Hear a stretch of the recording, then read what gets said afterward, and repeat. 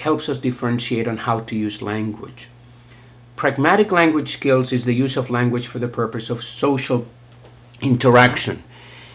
Facial expressions, tone of voice, and gestures will have a dramatic impact on the meaning of what we say. I can look at a person and tell them, "Wow, you look great today." And that would have a very different meaning than if I were to look at the same person and say, "Wow, you look great today." The tone of my voice conveys the meaning of what I'm saying. In writing, we convey that with punctuation. Individuals that have an autistic spectrum disorder usually have trouble with language pragmatics, and they listen to the words but not how the words are said, and they will have problems understanding the hidden meaning. Children that have metalinguistic problems may also have difficulties with reading comprehension, as they will have problems making inference and extrapolation and understanding puns and jokes. Tactile kinesthetic processing has to do with our body's sense of position or movement, and it will be critical in terms of our planning of movements, and will also help to govern how we move in sequence. Writing is what we call a movement sequential task or a motor sequential task. If a person has poor coordination, if the person does not know where their fingers are in space, you may have difficulty processing the input that you're receiving from your hands. Once that information has been translated into the product that we want to have, then it has to be stored. And we have three types of memory: short-term, working memory, and long-term memory. Working memory and short-term memory are very short, and actually they're related to one another. Working memory is what allows you right now to listen to what I'm saying, think about the meaning of it and how it relates to previously learned information, and take notes on the subject. You have to be able to hold information in your mind while manipulating it and relating it to other areas of previously learned information. If you test for digit spans, where you read a sequence of numbers and you ask the child to hold the sequence in his or her mind and then repeat it backwards, you are assessing auditory working memory. Attention will have an impact on working memory. Anxiety will have an impact on working memory. And automaticity or fluency of the skill will have an impact there also. Long-term memory is has an unlimited storage capacity. And pretty much every activity and every experience that we have is in long-term memory. However, it is not as easy to retrieve that information.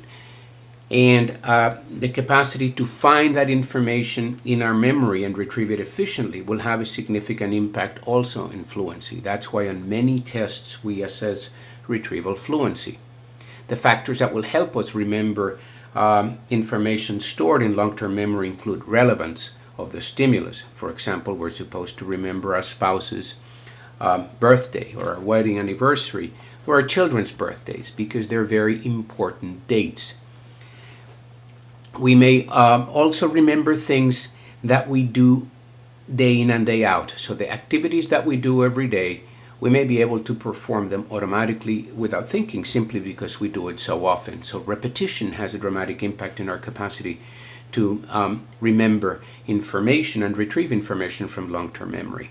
And finally, the strategy that we use for memorization will be important. Many of us memorize the planets of the solar system by remembering a mnemonic, and the mnemonic would help us then remember the planets in the proper sequence. Once I have retrieved the information from long-term memory, then I have to set up my distribution network. And oral output and written output are the forms that we use for that purpose. Oral output, as I said before, is very casual, and it benefits from tone and gestures. How we say things is as important as what words we use. As a matter of fact, in public speaking, research has shown that 93% of the meaning is in how we say things. As opposed to written format, which is very formal. It has to be ruled by syntax, and we have to follow those rules very carefully, because otherwise it will have no meaning. We do not write the way that we speak. When you read a court transcript, you realize that it may read well if you read it out loud and with intonation, but if you're reading it silently, it doesn't read very well except for the attorney that speaks for the record. Another aspect about written output is that will depend on fine motor function. And at that point, if the child has difficulties with fine motor control, which is the control of the small muscles of the fingers, what you will find out is that you may have very poor sentence construction and very short sentences, yet this child may be able to communicate orally quite well.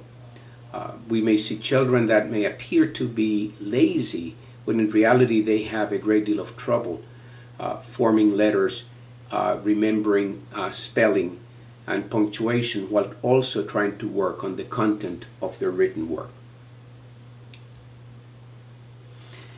Fine motor development progresses in a proximal-distal fashion, and what that means is that it will progress from the center of the body to the outside. If we look at a person standing in front of us and we have them stand with their palms open to us and the thumbs pointing outwards, that is the normal anatomical position. And what we'll see is that the pencil grasp will progress from the wrist to the tip of our fingers, and it will move away from the fifth digit, from the small finger, into the thumb.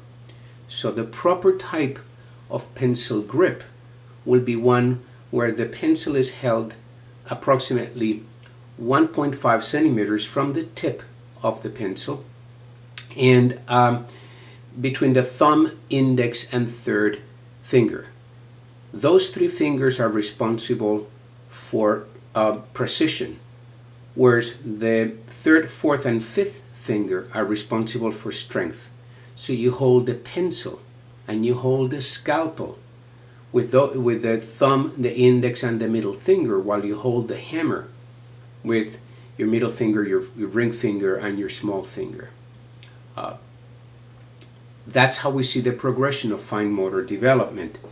So assessing pencil grip on a child will give you a very good idea as to how this child may be able to manipulate the pencil. The closer the pencil is to the wrist or to the fifth finger, the more immature the grip will be. The next area that we look at in the developmental web is the behavior profile, and human behavior can be classified into three main groups.